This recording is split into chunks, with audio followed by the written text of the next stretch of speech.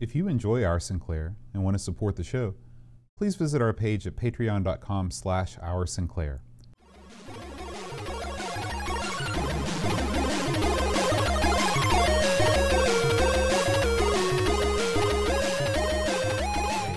Hi everybody, welcome to Our Sinclair. I'm John. And I'm Aaron. And today we're going to be talking about Midnight Resistance. Ooh, that's what I do when it's bedtime. I'm Yeah. doing my best to resist going to sleep. You hate sleeping, don't you? I do. I hate it more than anything. Yeah. Because it's empty time. Mm-hmm. And you know what I really hate is being tired.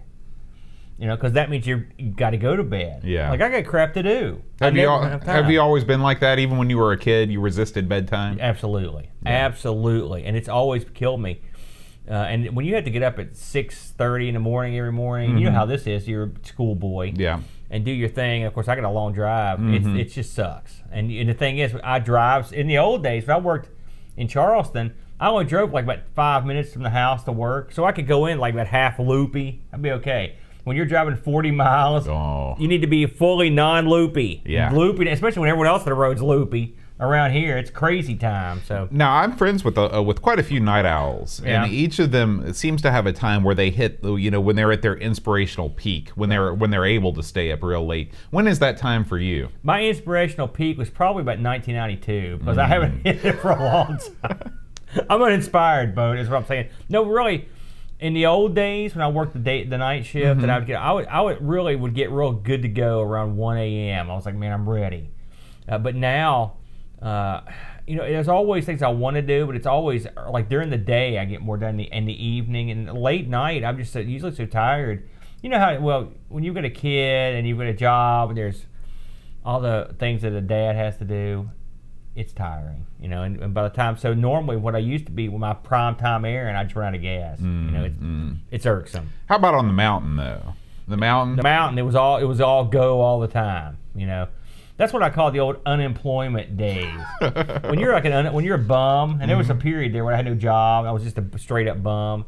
There's part of everything about that's great except for the no money. Everything else is glorious. Yeah. Do whatever you want, eat, drink, smoke, just go crazy. It doesn't matter if you do whatever you want. I used to watch I routinely would watch 7 or 8 hour Japanese MMA shows. They just go. I just start them in the morning and watch them all day. Glorious. Yeah. But you know, that's part of being an adult. I had to grow up a little bit. Yeah. I hate to say that. I can't imagine I'm saying it. What about you? You don't touch me as a night owl. No, I'm very much the opposite. My midnight resistance is quickly broken. Yeah. I got like 10 p.m. resistance. Yeah, I went to bed at 11 last night, and I woke up at 8:30 this morning. Oh, man. Slept great. Ironically, I went to bed at 2 a.m. and woke up at 8. So I was ready to go. Yeah. All right, Aaron, well, speaking about ready to go, let's talk about this week's game, Midnight Resistance. Now, do you remember, Boatster, that when we looked at this on the Amiga, we actually covered this about 100 episodes ago. Really? Yeah, we did, man. Oh, we did this as a combination with Shadow Warriors, I think, right? I think it was a 2-in-1. No, I think this was his own was by show. itself? Okay. Yeah, I dug it out. Okay. So this is sort of our second go, although this game is entirely different than the Amiga version. That's what Orange here. So this came out in '90, Boat, and of course Ocean was behind this one, as you would imagine, and this was ported over by an outfit called Special FX Software Limited. And originally, this was based on an arcade game by Data East, which we'll get into that in a minute. This came out, of course, for the Amiga, the Amstrad, which Amstrad, apparently the port was directly ported from this, I think. I know the Amstrad version is not considered very good. An Atari... Boy, an Amstrad port from the ZX Spectrum, that just sounds the Amstrad, horrible. Clearly, and with our limited American dumb guy knowledge, the Amstrad got repeatedly screwed. Yeah. And the C64 got a copy of this, and also the Genesis. Mega Drive got a run at this. This came out, and now, Bo, you got two versions of this back in the day. You got your disc version, that's £14.99, and then you got the tape, £9.99. So you're paying an extra $5 for that diskette. And then when this went to budget, you were looking around £4. Not too bad, eh? Now this was programmed by sort of a legendary guy, Jim Bagley. Who is a well-known programmer. He was responsible for a lot of games that were based around horrible movies. He did Hudson Hawk, Red Heat, That's another one. We're kind of about Red Heat. Now we just talked about Cobra on the Amigos. Where would you put Hudson Hawk up there against Hudson Cobra? Hawk's better than Cobra. Okay, that's for sure. He also did Road Runner, and he also did a game that we both love, World Class Leaderboard Golf. Yes. So that was one of his. The graphics in this were done by a fellow named Charles Davies. He's another pretty well-known guy. He did aside from the fact that he also did Hudson Hawk and Red Heat. He also did the Flight Simulator games and Batman. And the music for this, Keith Tinman, also was involved in Hudson Hawk. It's a Hudson Hawk triple threat right there. He also did Cabal and Batman and Toki, which we played that on the Amiga. Yeah, very good arcade game, Toki. So, as I mentioned, this came out in the arcade from Data East. It's one of Data East's, I don't want to say premier titles, but I mean, it was what it was. It was a fairly popular title. And so, this came straight from Japan. This was released in the arcade in '89, so it came over at the Spectrum in '90. So that's a pretty good turnaround. Yeah, absolutely. And you had that had a 2-player co-op mode, that's kind of cool. The arcade, I should say, and it's set in a dystopian future where the player controls a member of a resistance movement who goes on a mission to rescue his kidnapped family from a drug kingpin. That happens in West Virginia every day. It's true. This is a common occurrence here. You got drug kingpins and hostage families. Kidnappings, yeah. Now get this, Boat, and I had to mention this because you're a music guy. In the arcade version of this, the two brothers on the mission to rescue a family from an entity known as King Crimson. Wow. I wonder if that was a coincidence or if there was a Japanese prog rock fan over there. Someone's in the halls of the Crimson King. And another one, a 21st Century Schizoid Man, was another one of their songs. Yep. Were you into King Crimson at all? No, their artwork scared me, so I never listened to it. It is scary, Yeah. and something else about their stuff is it goes on. Yeah. Like it's good stuff. Who was their guitarist? He was a really famous guitarist. I'm telling you, he toured with Bowie. Yeah. It's killing me. I can't think but, of his name. he was a good hand. Yeah, you gotta set aside some time to listen to King Crimson. Yeah. Now, this game controlled differently in the arcade. This had a rotatable joystick, a.k.a. Akari Warriors. Yeah. Let me tell you something. You need that. That would have been awesome because without it, and this has been true in every version, it's not the same. And you could have actually given this the old Smash TV treatment, and it would have worked pretty well too. Yeah. And so that's a problem that you will run into on this. I mean, have you ever played any games that have the dual joystick that are platform shooters? Because I don't know how well that would work. I don't think I ever have. Yeah. Now we had. You ever heard of a game called Heavy Barrel? We had that at the pizza place I worked at, so I played it quite a bit, and it had one of those rotary joysticks on it. Right. And it works. Those work real well, surprisingly well. I mean, so you really don't even need that second stick. So I mean, no home version is going to have a rotary stick. That's the bummer. As I mentioned, this was done by Special FX Software Limited. And these guys specialize in a lot of these crazy movie games. This is just a few of the games that they did were the Untouchables. Remember that game for that? Hudson Hawk. They did RoboCop 2. They did Red Heat, Batman the Cape Crusader. They did a game called Guts that I vaguely remember. Nickelodeon Guts? Is that what? No, I don't think so. That rad American Gladiators for kids? I don't think so. And these guys were in Liverpool, by the way, in case you were wondering. So that's where they were at. And Ocean used them to do a lot of their little stuff. And eventually Ocean made them, and Ocean eventually took them back over and folded them. And so there you go. So that's what happened to them. So I thought that was kind of neat, though. I like a company that has a specialization. They do all the crazy movie games. So what do you do in this game? Now, I'll tell you for starters, having not played this before, and having played the arcade version and the Amiga version, this looks like nothing like the arcade version. No. This is a complete do-over, basically. Where a lot of the other versions I tried, they tried to basically make it look like the arcade. In this, they didn't give it any shot at it at all. Right. They sort of made these guys. It's almost like, I don't want to say it's chibi, but it's like they're like the tinier, squattier version of the actual game. I think to this game's credit, they did not try to make it look too much like the arcade game. Instead, they tried to focus on how can we redraw these graphics to work with the strengths of the system. I think you're right. I think I think basically the guys knew what they were doing. Yeah. because I don't think the Spectrum didn't have the jack to pull that off. Yeah, absolutely. Now, how does this thing play? Well, you get an option when you come up for a myriad of controls. You've got everything represented. Yeah, multiple joystick adapters. I didn't even try this with the keyboard. I was like, this is gonna be the week. It goes straight up stick. I wouldn't go because I knew, having played it, I knew how this was gonna go. You play a lone a midnight resistance fighter as they said, on a trek to go and get your family from the drug dealer. Now, at the beginning of this and the levels in this are very similar to the arcade. I actually went through and watched an arcade playthrough before I played this. And they did a good job of simulating the arcade levels in this graphical style. Yeah. And at the very beginning of the game, I love the bit at the beginning where you get on top of the Jeep and they've got the blonde guys driving, he's running over these suckers. Yeah. And you're on the Jeep and you're shooting guys. I love that too because it's entirely optional. Like the first couple times I played it, I disregarded the Jeep. In fact, I thought the Jeep might have been an enemy. And then I was like, hey, looks like I can jump on the back of this thing. And then I was like, woo! And it was great. You realize you have played this before. Well, it's been like 16 years. I know. It has been a while since we did play it. So this is one of those games. I mean, this is not reinventing the wheel. You run through the levels with your gun. You upgrade your gun, which we'll get to that in a minute. And you try to avoid enemy gunfire or getting rammed by the enemy. But they do a good job of adding a lot of different twists and turns. Now, full disclosure, I did not get extremely far in this game. I got to the second boss battle, and then I never could get past it. This game is not simple. In fact, it is simple, but it's not easy. Yeah, okay, I'll give you that.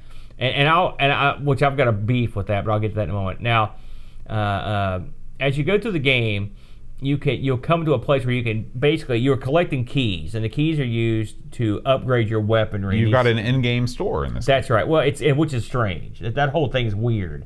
That there's by weird, I hope you mean cool. I assume that the keys. I don't think it's an in-game store. I just think you're raiding someone's armory, and the keys open a lock. Right, but it functions as an in-game store. So, I will tell you right now, at least on when I played this, there are two weapons. There's one weapon in particular you must have. The triple shot. If you don't have that, you're human garbage. Much like Contra in that respect. It's much like this guy is shooting 3 bowling balls. Yeah. The sprites for these things are massive. Yeah. And you're throwing these bowling balls out. The other thing, you can get this thing called shower. If you've got did you ever get the shower? I never got the shower. The shower rains as you're running and hitting the button. It rains bowling balls from above. I love it. So you could have 4 million of these bowling ball sized shots on the screen at once. That's the way you need it. You need all this because this game is incredibly cheap. This is one of the cheapest, most infuriating games I've ever played.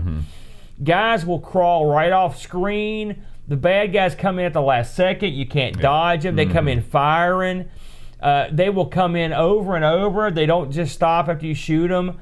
And there's so many parts of this game that you can't actually get past unless you're lucky. Yeah. I mean, you basically have to memorize the levels, all right, which I did not do, and so that is infuriating, Bo. It just drove me nuts how cheap this game was. What did you, before we go any further, what did you think about the presentation, and what did you think about the overall gameplay? Well, I think your complaints are valid.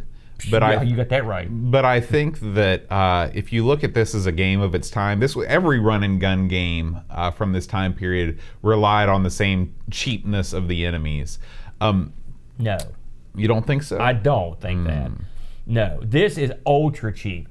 Did you get to the part where you're crawling into the tunnels to go down to the conveyor belts? That was, first of all, it was cheap well before that. I want to make that abundantly clear. Guns that, at second they come on screen, they fire at areas they know they're going to hit you, so you instantly have to react. Vehicles that just show up and just run you over. The second they show up on the screen, they just run right over you, and they're firing. If you look at a game that you like a lot, Bad Dudes, you get nothing like that. It's very similar. No. You get all kinds of cheap tricks and cheap nonsense. First of all, your guy's more central, and secondly, they don't come on. This is far cheaper. You think so? Oh, yeah. Something else you have to cope with in this game, and I'll get back to you in a second, but since you don't have a rotary dial in this game, gunfire in this game is a chore. Yeah. Because you're literally moving your stick in a circular motion to fire. This is and aim. Yeah, this is something that I want to talk about a little bit. So your guy does offer an impressive amount of shooting positions. Yeah. More so than I think I've seen in any shooting game, in terms of you can actually be crouching down and fire backwards, and you can actually walk in a backwards crouch, which is very humorous, to like put your guy in a crouching position and have him inch backwards as he fires. The problem is, like you said, is that you have very little, you do have control over where your guy is positioning himself, but it's very awkward. And I don't know how you overcome that, because I think that they wanted to put that in because it is in the arcade game. Yeah. But there's no way to accurately position yourself, especially with the amount of time that you have as these guys are rushing on screen. Yeah, and on top of everything else, you have to have the abilities, because the way this game is made, since they made it like the arcade, like you said, you have to shoot backwards. You have to shoot diagonally upwards, backwards. Right. And so without that rotary shooting mechanism, because inherently the controls in this are good. Yeah. Right. You know, something I was thinking of is maybe the solution would be to have, maybe the keyboard is the solution in this game, where you have, you know, S is sort of your center, and you go around to E, D, C, W, X, and all of those. I don't know, man. There's no good way to do it. Another one of these games is Mercs. Is another one that got translated. And it's another one that had. We actually owned Mercs, so I was familiar with that. And when you don't have that rotary shooting ability, it's a problem. And so that makes these games hard to port. Now, I'm not killing this game, okay? But I do think there's plenty of stuff I don't like. But I think they did as good a job control-wise as you could do, given the parameters they had to work with. There are some things that I really like a lot about this game. Right. The worst thing about this game is the difficulty and the cheapness. Okay, Yes. so beyond that, the levels are very well designed. They are. I'm not familiar with all of the levels of the arcade game, so maybe they were just, you know, crimping from the arcade game. But none of the levels are extraordinarily long. Yeah. They're all varied in the way that they look, especially with you come to a system with limited graphical ability like the Spectrum. There are so many Amiga run and gun games that we've played. Alien 3 comes to mind, where all the levels basically look the same, just like a series of corridors. And this, you've got different environments. Some levels you're out in space, some you're in sort of an organic type thing, and of course you have your typical warehouse type levels too. But everything, it looks different and exciting while you're playing, and that means a lot. With this game, I don't know, you'd have to be so good in order to get to where you need to get, unless you're using some sort of poke or cheats, which I'm sure are plentiful. Yes. The thing that I don't like about this game is that when you get hit, like for example, in the end of the first level, you've got to climb a ladder to get to the final area, okay? Yeah. As I was climbing this ladder, I got hit by a stray bullet and I lost all my keys. There was no way for me to climb back down the ladder to get to my keys, and I was unable. If you can't get those upgrades, you're screwed. It punishes failure. Yeah.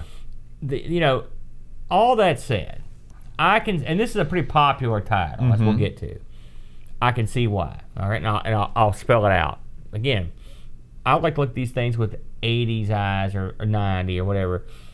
This game, it plays a fair game. It's cheap, but the controls and the weaponry you get can overcome the cheapness. Right. Okay? Right. Graphically, there's a lot going on. I found it difficult to follow with my eyes. Okay, but I've got eyes from 2019.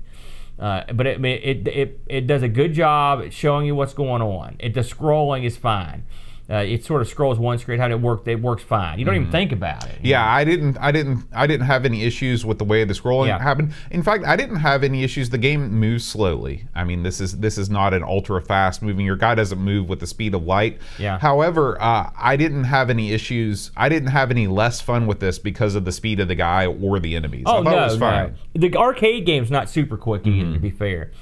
But this is one of those games that I can see someone buying when it came out and sitting around and playing it and getting good at it and thinking this is a good quality title, and it is.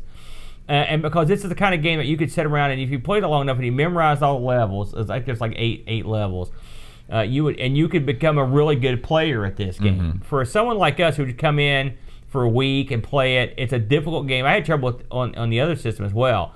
And I'm not good at the arcade version either. In fact, I think we actually played the arcade version live, didn't we? It seems like we played it. But I think they compensated for the Spectrum well. Mm-hmm.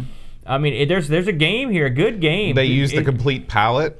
You know, yeah, a lot of the levels. It's not the best, but it's not hideous. They did the best they could given the limitations.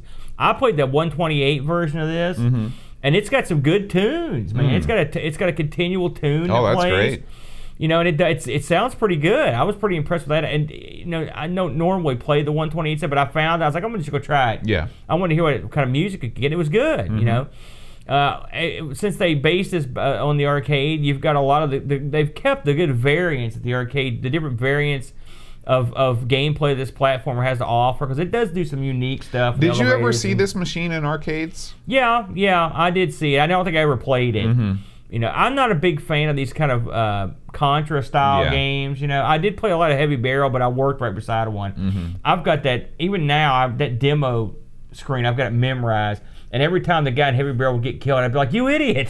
I've seen him die so many times, you know, stupidly. But I, you know, this one was tough for me because I could see why people liked it. I didn't hate it. It was 100% playable, but it was so cheap and goofy to play that I'm not sure I'd go back to play it again, if the truth be told. But I can see how people, you know, dig it. I looked at some reviews on this thing, Boatster. The people over at World Spectrum loved it, 8.38. Yours, Sinclair, gave this a 94.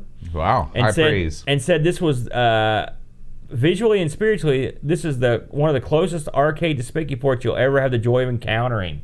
They really liked it. Crash gave it a 93. Brilliant, they said. The Games Machine gave it a 92%. Your Sinclair gave it a 92%.